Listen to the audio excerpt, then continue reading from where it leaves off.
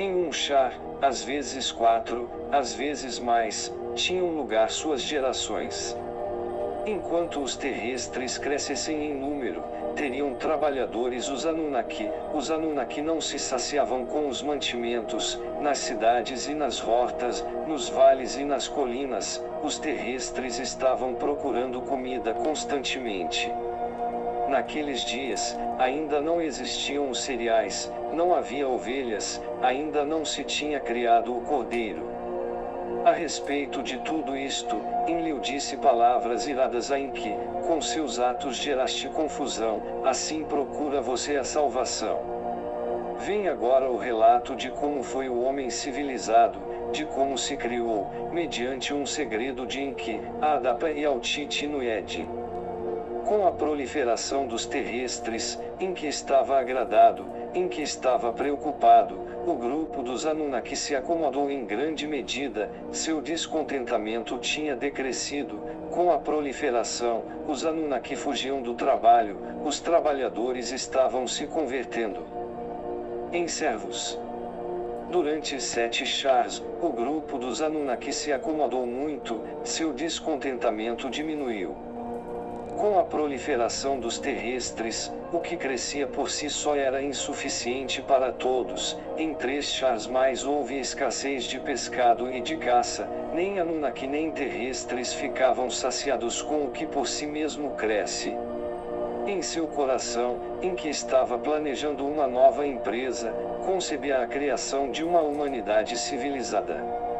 Cereais que sejam semeados por eles para serem cultivados, ovelhas para que as apacentem. Em seu coração, em que estava planejando uma nova empresa, refletia sobre como consegui-lo. Observou para estes planos aos trabalhadores primitivos do Abzu, refletiu sobre os terrestres no Eden, nas cidades e nos hortas. O que lhes poderia adequar para os trabalhos?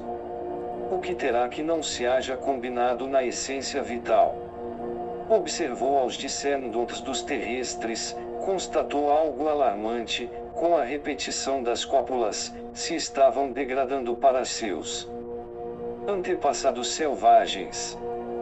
Em que esteve olhando pelas zonas pantanosas, navegou pelos rios e observou, com ele, só ia Eximud, seu vizir, que guardava os segredos.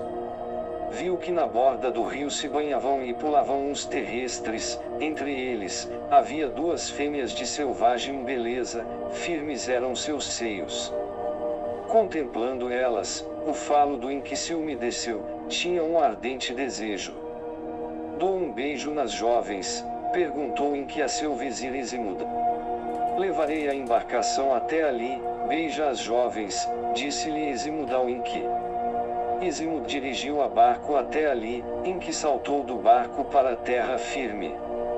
Enki chamou uma jovem, lhe ofereceu uma fruta. Enki se inclinou para ela, abraçou-a, nos lábios a beijou, doces eram seus lábios, firmes de maturidade eram seus seios. Em sua matriz derramou seu sêmen, no emparelhamento a conheceu. Ela guardou em seu ventre o sagrado sêmen, ficou fecundada com o sêmen do Senhor Enki. Enki chamou a segunda jovem, lhe ofereceu begos do campo. Enki se inclinou para ela, abraçou-a, nos lábios a beijou, doces eram seus lábios, firmes de maturidade eram seus seios. Em sua matriz derramou seu sêmen, no emparelhamento a conheceu. Ela guardou em seu ventre o sagrado sêmen, ficou fecundada com o sêmen do Senhor Enki. Fica com as jovens, para ver se ficaram grávidas. Assim lhe disse Enki a seu vizir Eximud. Eximud se sentou junto às jovens, por volta da 4ª conta apareceram as barigas. Para a 10ª conta, a 9ª se completou, a primeira jovem ficou de cócoras e deu à luz, dela nasceu um menino, a segunda jovem ficou de cócoras e deu à luz, dela nasceu uma menina. Ao amanhecer e ao crepúsculo, o qual delimita um dia, no mesmo dia deram à luz as 2, como as cheias de graça, amanhecer e crepúsculo, a partir de então lhes conheceu nas lendas. No 93º Char, engendrados por Enki, nasceram os dois Nued. Isimud levou rapidamente a Enki notícia das iluminações. Enki estava em êxtase com as iluminações. Quem tinha ouvido falar de algo assim? Conseguiu-se a concepção entre o Anunnaki e terrestres, trouxe o ser ao homem civilizado. Enki deu instruções a seu vizir, Isimud, minha ação deve permanecer em segredo. Que os recém-nascidos sejam amamentados por suas mães, depois disso trará-os para minha casa. Entre as aneias, em cestas de junco, encontrei-os, disse Isimud a todo o mundo. Ninki tomou carinho aos enjeitados, criou-os como a seus próprios filhos. Adapa, o enjeitado, chamou o menino, Titi, uma convida, chamou a menina. A diferença do resto de meninos terrestres, o casal era de crescimento mais lento que os terrestres, muito mais rápidos de compreensão, estavam dotados de inteligência, eram capazes de falar com palavras. Formosa e agradável era a menina, muito boa com as mãos. Ninki, a esposa de Enki, tomou carinho a Titi, ensinou-lhe todo tipo de ofício. A Adapa, foi o mesmo Enki quem lhe ensinou, instruiu-lhe em como fazer notas. Enki mostrou orgulhoso ao Isimud seus lucros, criei ao homem civilizado, disse ao Isimud. De minha semente, foi criado um novo tipo de terrestre, a minha imagem e semelhança. Das sementes, farão crescer mantimentos, e apacentarão ovelhas, a partir de então, os Anunnaki e os terrestres ficarão saciados. Enki enviou palavras a seu irmão Enlil. Enlil veio desde Unibruki até Eridu. No deserto, apareceu um novo tipo de terrestre, disse Enki a Enlil. São rápidos em aprender, podemos ensinar conhecimentos e ofícios. Que nos tragam do Nibiru sementes das que se semeiam, que se tragam de Nibiru ovelhas para repartir pela terra, ensinem-nos a esta nova raça de terrestres a agricultura e o pastoreio, nos saciemos juntos Anunnaki e terrestres. Assim disse Enki ao Enlil. Certamente, são similares aos Anunnaki em muitos aspectos, disse Enlil a seu irmão. É uma maravilha de maravilhas que tenham aparecido por si mesmos no deserto. Chamaram Isimud. Entre as aneias, em cestas de jacos, encontrei-os, disse. Enlil ponderou o assunto com gravidade, sacudia a cabeça com assombro.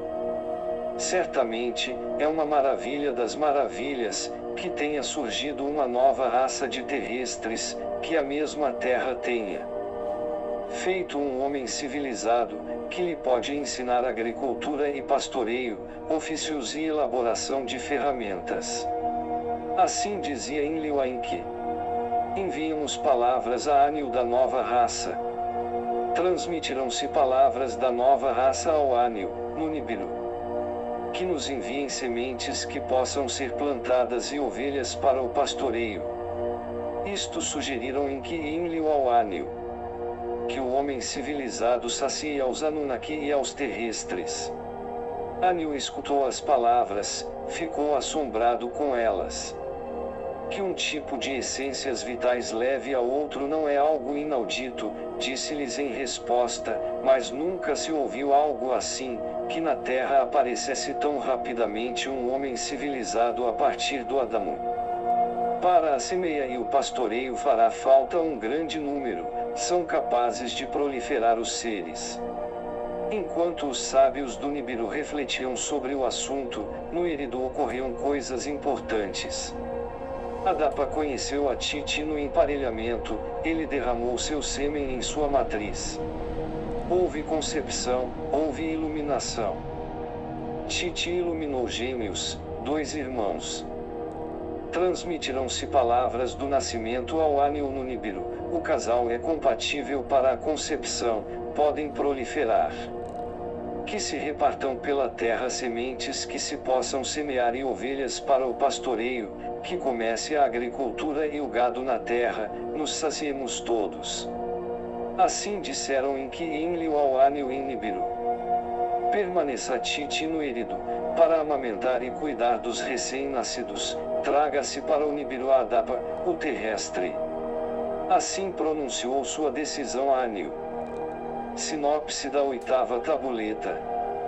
A ampla compreensão da Adapa assombra aos sábios no Nibiru. Por ordem do Anil, levam a Adapa ao Nibiru.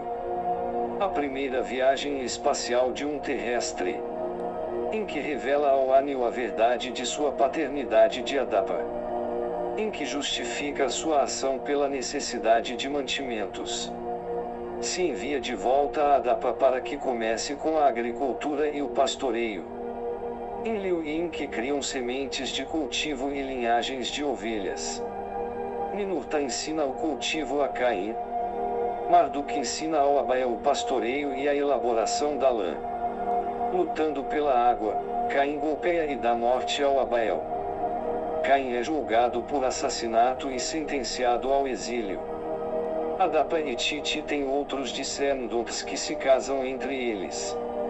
Em seu leito de morte, Adapa benze a seu filho Safi como seu herdeiro.